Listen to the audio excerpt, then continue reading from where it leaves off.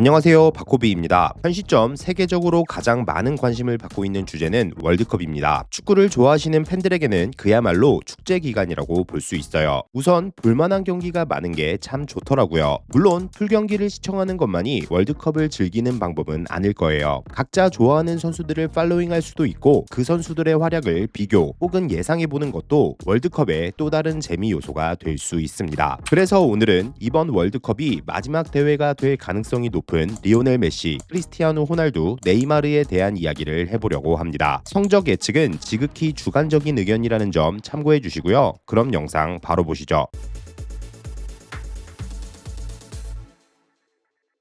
리오넬 메시.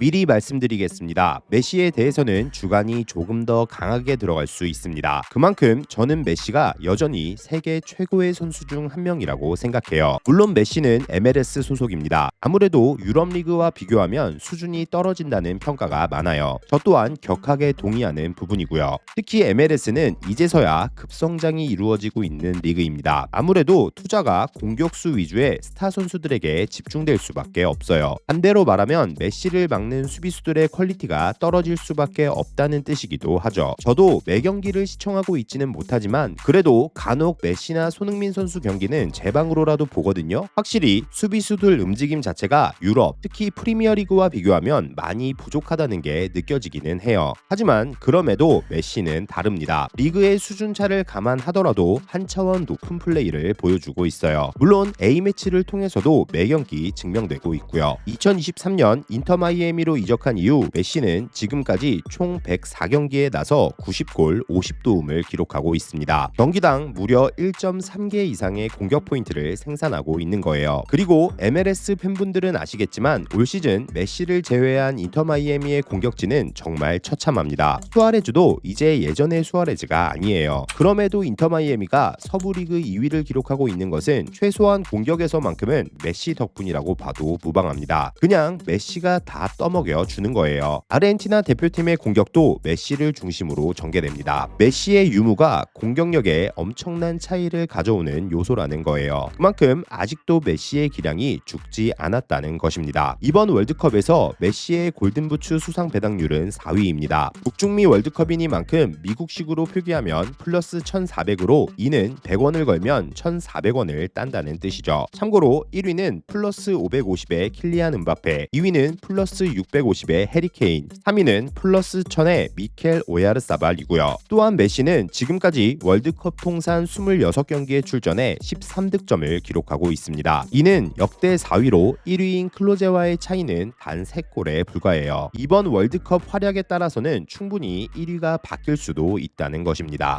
그리고 여담으로 월드컵 득점 기록 한정으로는 음바페가 메시, 아니 그냥 월드컵 기록 자체를 갈아치울 가능성이 높기는 해요. 참고로 음바페의 기록은 14경기 12골이고요. 그리고 메시는 월드컵 MVP에게 수여되는 골든볼도 2차례나 수상했습니다. 이는 월드컵 역사상 유일무이한 기록이기도 하죠. 메시의 이번 월드컵 목표는 당연히 우승입니다. 2연패를 달성한다면 신계를 넘어 그야말로 우주적 존재가 되는 거예요. 관건은 역시 아르헨티나 대표팀의 전력입니다. 물론 우승에 도전할 만한 팀인 것은 맞습니다. 월드컵 지역 예선을 압도적인 성적으로 통과하기도 했고요. 하지만 문제는 선수들의 노쇠화입니다. 이번 아르헨티나 대표팀의 최종 명단을 보면 지난 카타르 대회 우승 멤버가 무려 17명이나 포함되어 있다는 것을 알 수 있습니다. 그리고 대부분이 아직까지도 주축으로 활약 중인 선수들이고요. 이게 조직력이나 안정성을 고려하는 측면이라면 최고의 팀이라고 볼 수 있기는 해요. 하지만 선수들에게 4년은 생각보다 짧은 기간이 아닙니다. 체력 문제가 아예 없을 수는 없다는 거예요. 심지어 애초에 아르헨티나는 방대한 활동량이 기반이 되는 팀입니다. 지난 카타르 대회에서 아르헨티나가 우승할 수 있었던 것도 로드리고 데폴, 알렉시스 맥칼리스터, 엔소 페르난데스로 구성된 중원이 대회 내내 엄청난 활동량을 유지할 수 있었기 때문이고요. 거기에 메시는 87년생입니다. 안 그래도 저조한 수비 가담이 이제는 정말 제로에 수렴할 거예요. 동료들의 커버 능력이 아르헨의 성적을 좌우하는 가장 큰 요소일 수 있다는 거죠. 개인적으로 저는 아르헨티나의 우승을 응원하는 입장입니다. 다만 객관적인 전력으로 개인적으로는 냉정하게 1순위 우승 후보까지는 아니라고 생각해요. 스페인이나 프랑스에 비해 스쿼드 자체가 조금 떨어지는 편이기도 하고요. 과연 메시와 아르헨티나 대표팀은 2대회 연속 우승과 더불어 메이저 대회 4연패라는 전무후무한 업적을 달성할 수 있을까요? 크리스티아누 호날두.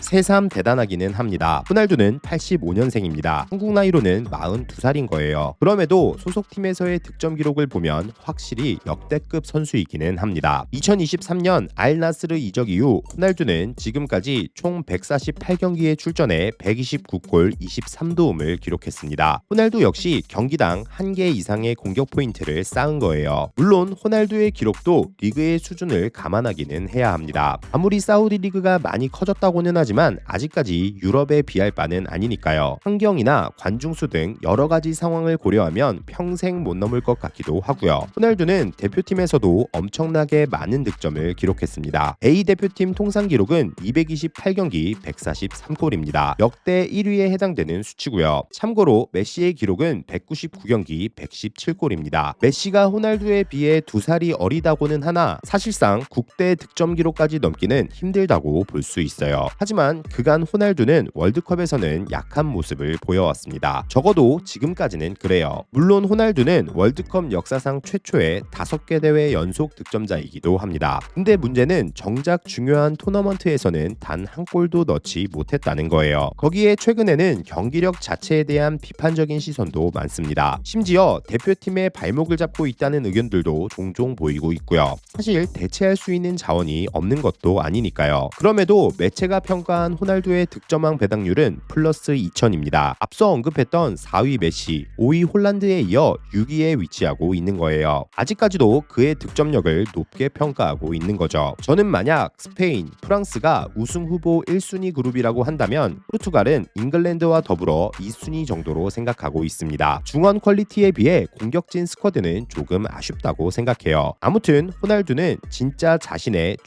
최종 라스트 댄스를 성공적으로 마무리할 수 있을까요? 이번 월드컵을 보는 또 다른 재미 요소가 될 듯합니다.